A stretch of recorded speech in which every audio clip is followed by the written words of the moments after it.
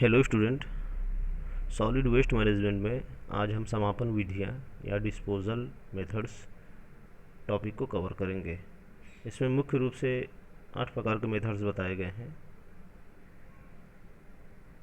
तो ठोस व्यर्थ एवं कचरे में कार्बनिक पदार्थ होता है जिनका अपघटन थोड़े समय के बाद ही होने लगता है, जिसके कारण इसमें दुर्गंध पैदा होने लगती है। अतः ठोस व्यर्थ एवं कचरे को समापन स्थल, समापन प्लेस तक, डिस्पोजल प्लेस तक तथा समय से ले जाना चाहिए, अन्यथा इस व्यर्थ से उत्पन्न दुर्गंध जन स्वास्थ्य के साथ साथ पर्यावरण को भी दूषित करती है और इस ठोस व्यर्थ को बड़ी ही सावधानी पूर्वक समापन करना चाहिए।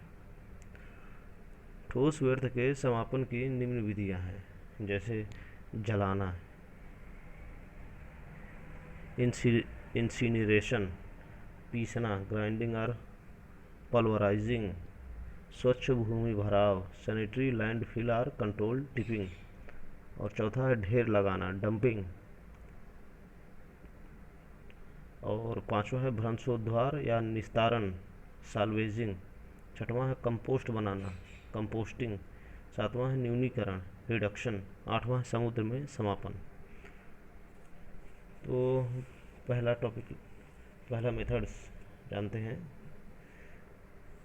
जलाना, इंसिनरेशन। इसमें क्या होता है, ठोस कार्य अपशिष्ट को जलाकर भी समाप्त किया जा सकता है। जो भी ठोस अपशिष्ट है उनको हम जलाकर भी ख़त्म कर सकते हैं। इस विधि में ठोस अपशिष्ट भनमक में यानी इंसिनरेटर में जलाया जाता है। यह एक भट्ठी होती है और इसके बीच में एक जाली तथा ऊपर के सिरे में एक चिमनी बनी होती है। कूड़ा भरने के लिए एक भरना द्वार या कह सकते हैं जहाँ से हम कचरे को अंदर डालते हैं, फीड डोर बनाया जाता है और राख निकालने के लिए एक निकास द्वार बनाया जाता है। इस विधि को ज़्यादा आबादी वाले शहरों में ज़्यादा अपनाया जाता है, क्योंकि इन शहरों में ठोस अपशिष्ट के समापन के लिए उपयुक्त स्थल की कमी होती है, बहुत कम प्लेस होने के कारण इसको इसलिए शहर में ज़्यादा यूज़ किया जाता है। और कूड़ा लाने ले जाने में भी गंदगी एवं रोगाणुओं के फैलने का डर होता है और ठोस अपशिष्ट को जलाने से कीड़े मकोड़े एवं रोगाणु पूर्ण रूप से नष्ट हो जाते हैं तथा इसकी राख का आयतन भी बहुत कम होता है, जिससे इसके समापन पर अत्यधिक खर्च नहीं करना पड़ता। जलाने की क्रिया में अत्यधिक ऊष्मा उत्पन्न होती है। इस ऊष्मा का प्रयोग बॉयलर गर्म करने के लिए किया जा सकता है। जलाने की प्रक्रिया में CO2, H2O, कार्बन डाइऑक्साइड, जल, नाइट्रोजन, सल्फर डाइऑक्साइड आदि अन्य रेसिड्यू की वृद्धि होती है, अवयवों की वृद्धि होती है और तथा इसके आसपास के वातावरण में तापमान की भी वृद्धि हो जाती है, परंतु इसकी मात्रा इतनी अधिक नहीं होती कि इसके कारण कुछ ज़्यादा प्रॉब्लम्स हो, ज़्यादा नुकसानदायी हो। और इसमें अधजले कार्बन की मात्रा कम पाई जाती है, क्योंकि इन भनमकों में तापमान 1400 फ़ारेनहाइट से 1800 फ़ारेनहाइट तक होता है। इस विधि के प्रयोग से ठोस अपशिष्ट की उपजाऊ शक्ति, जो भी इसमें खाद के रूप में जो भी शक्ति होती है वो नष्ट हो जाती है। भनमकों की पहली लागत काफ़ी अधिक होती है, क्योंकि ये भट्ठी बनाई जाती है तो इसमें लागत लगानी पड़ती है, तो इसकी पहली लागत बहुत अधिक होती है तथा और इसका परिचालन लागत भी अधिक होता है। यदि वायु प्रदूषण कम करने के लिए चिमनी के मुख पर अगर हम जैसे इसकी चिमनी से जो भी वायु हवा जो भी गैसें निकलती हैं वायु में मिल जाती हैं, तो वायु एक तरीके से वायु प्रदूषण होगा, तो उसको कम करने के लिए हम वेट स्क्रबर, ठीक है, आर्द्र स्क्रबर या इलेक्ट्रोस्टैटिक प्रेसिपिटेटर, स्थिर विद्युत अवक्षेपक लगा दिए जाए तो प्रदूषण काफ़ी हद तक कम हो जाता है। ठीक है। अब दूसरा है पीसना, दूसरा मेथड है पीसना, ग्राइंडिंग। या पल्वराइजिंग। इस विधि में सूखा कचरा महीन पीस लिया जाता है, और जैसे थर्मोस्टेट, प्लास्टिक के टुकड़े और टूटे फूटे सामान भी, जैसे बिजली के स्विच, रेडियो, टीवी, ट्रांजिस्टर और कैबिनेट्स वगैरह अनेक प्रकार के, और बटन, बक्कल वगैरह और हेयर क्लिप, इन सभी को ठोस व्यर्थ के साथ ही रहने दिया जाता है, ताकि इनको ठोस व्यर्थ के साथ पीसकर इनका अंतिम निपटारा किया जा सके। इस महीन पाउडर को इस जो भी महीन जो हम पाउडर पीसे हैं, इस महीन पाउडर में कोई रासायनिक क्रिया नहीं होती है। मूल रूप से सूखा कचरा ही होता है जो महीन पाउडर में बन जाता है। इस पाउडर का प्रयोग हम खाद के रूप में भी कर सकते हैं, परंतु इसमें निम्न श्रेणी की खाद होती है। बहुत ज़्यादा इसमें खाद की मात्रा नहीं होती है। और तीसरा ऑप्शन है स्वच्छ भूमि भराव, सैनिटरी लैंडफिल। इस विधि में क्या होता है, यह विधि उन स्थानों पर अपनाई जाती है जहां भूमि सुधार हेतु पर्याप्त स्थल उपलब्ध हो, जहां पर भूमि बराबर नहीं है, जहां कहीं ऊंच खाल है या कहीं बहुत ज़्यादा गड्ढे हैं, तो वहाँ पर इस विधि को यूज़ किया जाता है। जो कूड़ा करकट होता है उसे गहरे गड्ढे वाले स्थान पर 1 से 2 मीटर की मोटाई में अच्छी तरह फैला दिया जाता है, और इसमें जो भी मोटा कूड़ा होता है उसे नीचे और महीन कूड़े को ऊपर बिछाया जाता है। इसके बाद इसमें 15 सेंटीमीटर मोटी मिट्टी की परत से इसको ढक दिया जाता है, और फिर मिट्टी की इस परत की कुटाई कर दिया जाता है ताकि चूहे एवं दूसरे जानवर इसे खोद ना सकें। मिट्टी की परत के नीचे ठोस अपशिष्ट व अवायु जीवों का अपघटन होता है, और यह अपघटन लगभग 1 वर्ष में पूरा हो जाता है। और इस कार्य को पूरा होने के बाद ऊपर की मिट्टी लगभग 30 सेंटीमीटर तक अंदर धंस जाती है, जिसके बाद इसमें हम पुनः निर्माण, पुनर्विकास के लिए उपयोग कर सकते हैं, या कुछ भी उस पर जो भी हमें जो भी निर्माण करना है या जो भी यूज़ करना है उस ज़मीन का, उसका हम उपयोग कर सकते हैं। और लेकिन ऐसी विधि में हमें लगातार निरीक्षण की आवश्यकता होती है, क्योंकि चूहों द्वारा खोद देने से धूप में या धूप से दरारें पड़ जाने से उसके अंदर से गैस या वाष्पशील पदार्थों का रिसाव होने लगता है, जो मनुष्य के लिए हानिकारक होता है। और चौथा है ढेर लगाना। जैसे कि हम जानते हैं भारत में हमारी यह विधि बहुत ज़्यादा यूज़ होती है, क्योंकि यह विधि सबसे आसान और कम खर्चीली होती है। कस्बों और नगरों के आसपास जहाँ भी नीची भूमि या बड़ा सा गड्ढा दिखाई देता है, वहाँ पर कूड़ा करकट ले जाकर ढेर लगा देते हैं, और जिसके कारण निचली भूमि में वर्षा जल की इकट्ठा होने पर यह सड़ और गलकर ठोस हो जाता है। लेकिन इसके खुला रहने के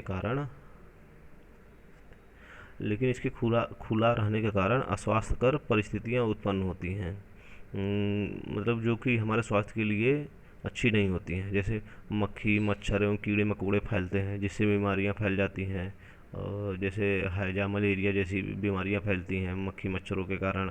और जो कागज़ और प्लास्टिक की थैलियाँ होती हैं, जो हल्की चीज़ें होती हैं, उड़कर इधर उधर बिखर जाती हैं। ठीक है। और जो 5वां है भ्रंशोद्धार, साल्वेजिंग, जिसको निस्तारण भी हम कह सकते हैं। इसमें क्या होता है, जो ठोस अपशिष्ट में अनेक पदार्थ होते हैं। जितने भी ठोस हमारे अपशिष्ट हैं, ठोस वेस्ट हैं, सॉलिड वेस्ट हैं, उसमें अनेक प्रकार के सब्सटेंस होते हैं, जैसे धातु के टुकड़े, कांच के टुकड़े, प्लास्टिक के टुकड़े, और तुम्हारे कृषि और या भोजन कार्य से जुड़े हुए चीज़ें। ठीक है। तो एक स्थान से प्राप्त ठोस अपशिष्ट को दूसरी जगह यूजफुल बनाने के लिए किया जा सकता है। जैसे कि ताप विद्युत ग्रह से निकली धूल, फ्लाई है जिसको कहते हैं, जो भी थर्मल पावर प्लांट होते हैं, उनसे जो भी गैसें फ्लाई ऐश या राख निकलती है, उनका उपयोग हम कंक्रीट या ईंट आदि बनाने के लिए किया जा सकता है। और जो धातु के टुकड़े या प्लास्टिक के टुकड़े, इन सभी को अलग करके इन्हें गलाकर नई चीज़ें बनाई जा सकती हैं। और कृषि व्यर्थ जैसे गन्ने के छिलके से कागज़ के उत्पाद बनाया जा सकता है, और या तो फिर इनको जलाकर ऊष्मा प्राप्त की जा सकती है। ठीक है। और कार्बनिक पदार्थ को सड़ाकर इससे खाद बनाई जा सकती है। इस तरह जहाँ तक भी संभव हो, ठोस जो भी सॉलिड वेस्ट है उनसे हम यूज़फुल चीज़ों को अलग कर लेना चाहिए, और उनसे कुछ न कुछ हमें जो भी जैसे भी जो जो चीज़ बन सके उनसे वो बना लेना चाहिए, जिससे कि इनसे इनकी जो सॉलिड वेस्ट है उनकी मात्रा भी कम होगी, और साथ साथ इससे जो भी चीज़ें बनेगी तो उससे हमें कोई ना कोई मूल्य भी प्राप्त होगा, प्राइस भी निकल आएगा उससे की। और जैसे जैसे हम देखते हैं कि कूड़ा करकट के ढेरों से कई गरीब बच्चों को ऐसे पदार्थ निकालते हुए देखते हैं, परंतु यह उनके स्वास्थ्य के लिए बहुत हानिकारक है, इसलिए यह एक ठीक विधि नहीं होती है। और छठवां है कंपोस्ट विधि। कंपोस्ट विधि में क्या होता है, कूड़ा करकट में मौजूद जो भी कार्बनिक पदार्थ या जैव रासायनिक क्रिया को अपघटन करने पर ह्यूमस बनता है। ठीक है। जो भी हमारे कार्बनिक पदार्थ होते हैं उसमें जैव रासायनिक क्रिया द्वारा अपघटन करने पर ह्यूमस बनता है, जिसे कंपोस्ट खाद कहते हैं, और इसमें उर्वरक शक्ति बहुत ज़्यादा अधिक होती है, और सॉलिड वेस्ट में की समापन के लिए ये बहुत अच्छी विधि भी है। इस विधि में व्यर्थ गैस इस विधि में व्यर्थ गैस पदार्थ अत्यंत उपयोगी उत्पाद में परिवर्तित हो जाती हैं। इस तरह की खाद में लगभग 0.3% जैसे नाइट्रोजन होता है, 0.5% 0.8% तक फास्फोरस और होता है, एवं 0.6% से 0.9% तक पोटेशियम पाया जाता है, जो हमारे पेड़ पौधे के लिए बहुत ज़्यादा आवश्यक तत्व होता है, एलिमेंट होता है। ठीक है। कंपोस्ट खाद बनाने की भारत में कई विधियाँ हैं। इसमें मुख्य रूप से 3 विधि हैं, जैसे बेंगलोर विधि, अवायुजीवी विधि जिसको भी बोलते हैं, या इंदौर विधि, या कंपोस्ट संयंत्र द्वारा। ठीक है। तो देखिए इसमें बेंगलोर विधि में क्या होता है, इसमें कूड़ा करकट से प्लास्टिक, चमड़ा एवं रबड़ आदि को अलग कर लिया जाता है, और फिर इसे गहरे गड्ढे या खाइयों में भर दिया जाता है, और इसके अंदर पर्याप्त कार्बनिक पदार्थ एवं नमी होनी चाहिए। इसके लिए इसमें सूखा कचरा या जो भी सॉयल अपशिष्ट है, सॉयल वेस्ट है, सतहों में मिलाकर भर दिया जाता है, और ठोस वर्त की सतह को भूमि तल से लगभग 30 सेंटीमीटर ऊपर तक भरकर मिट्टी से ढक देते हैं। इसको एक गड्ढे में सब कुछ ये सब मटेरियल से डालकर, प्लास्टिक, चमड़ा, रबड़ वगैरह डालकर इसको मिट्टी में थोड़ा मिक्स करके इसको गड्ढे में भर देते हैं, और 30 सेंटीमीटर तक मतलब भर कर उसके ऊपर इसको मिट्टी से ढक देते हैं 30 सेंटीमीटर तक। ठीक है। जिसके कारण गड्ढों में अवायुजीवी परिस्थितियाँ उत्पन्न होने लगती हैं, और जो भी इस तरह के अवायुजीवी जीवाणु होते हैं वो 4 से 6 महीने में इसे जैविक क्रिया द्वारा खाद में बदल देते हैं। फिर उन गड्ढों को खोदकर मट्टी हटा के ऊपर की गड्ढों से वो खाद निकाल ली जाती है, और उसे खाद के रूप में प्रयोग कर दिया जाता है। यह बहुत सिंपल मेथड है, और इसके लिए कोई भी टेक्निकल निरीक्षण या हमें क्या कहते हैं बहुत ज़्यादा पैसे की आवश्यकता नहीं होती है। और इस विधि में क्या होता है, ठोस अपशिष्ट में पाए जाने वाले मक्खियाँ या मच्छरों के लार्वा एवं रोगाणुओं को पूरी तरह से अंत हो जाता है। गड्ढों के मध्य में जैव क्रियाओं से उत्पन्न ऊर्जा के कारण ताप इतना बढ़ जाता है कि संपूर्ण लार्वा एवं रोगाणु नष्ट हो जाते हैं। ठीक है।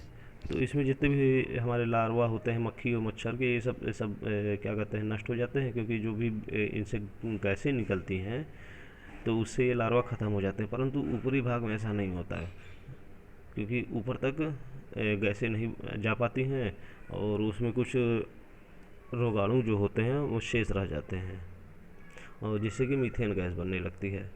तो ये दूसरे इसका सॉल्यूशन दूसरे विधि में है, जैसे जिसे हम इंदौर विधि या वायुजीवी विधि भी कहते हैं। इंदौर विधि बेंगलोर विधि की तरह ही होती है। अंतर सिर्फ इतना होता है कि इस विधि में गड्ढे को थोड़ा खाली रखा जाता है, इसमें मिट्टी से ढका नहीं जाता। और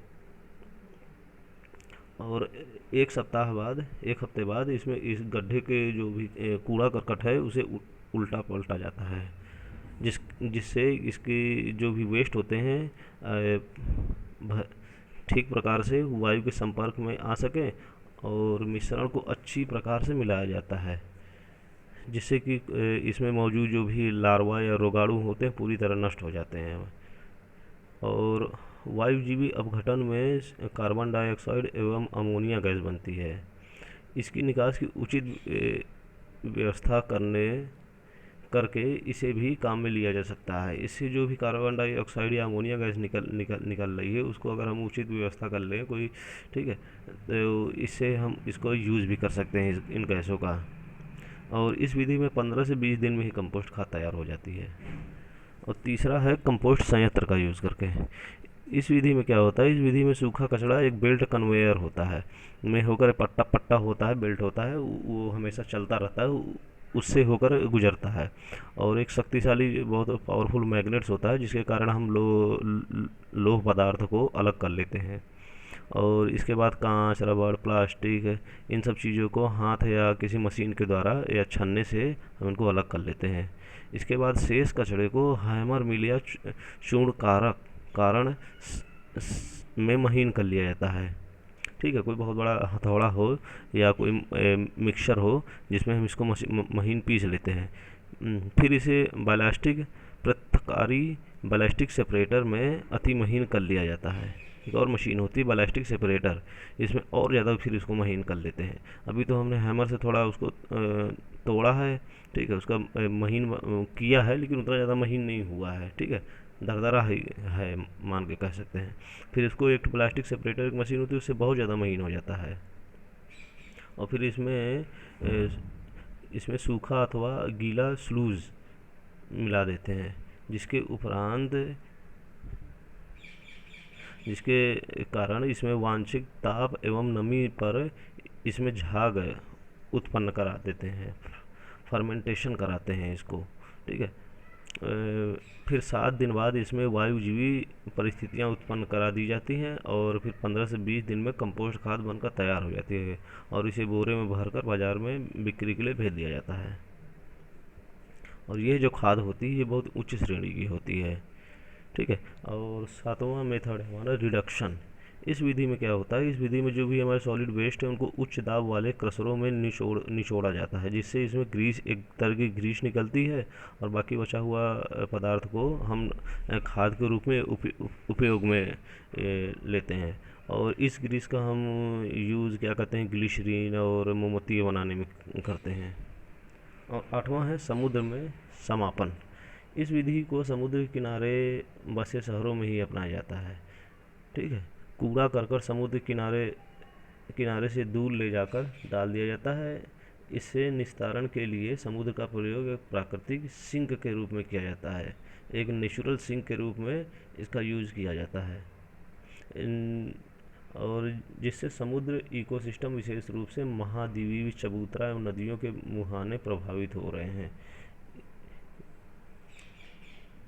ठीक है। अतः जो भी है इसमें ठोस व्यर्थ के निपटारे हेतु अन्य वैज्ञानिक विकल्प खोजने हेतु प्रयासरत रहना चाहिए, क्योंकि एक अच्छा तरीका नहीं है अब हम समुद्र के किनारे कचरा फेंक रहे हैं, वो कहीं ना कहीं समुद्र में मिलकर, और कहीं महाद्वीप है और दूसरी नदियां हैं, उन सबको कहीं ना कहीं उनमें जाकर मिलता है, ठीक है। तो ये अच्छा तरीका नहीं है। तो ये 8 तरीके के मेथड्स जनरली बनाए गए हैं समापन विधियों के लिए, disposal method of waste, solid waste, ठीक है। अब आगे के टॉपिक हम नेक्स्ट वीडियो में कवर करेंगे।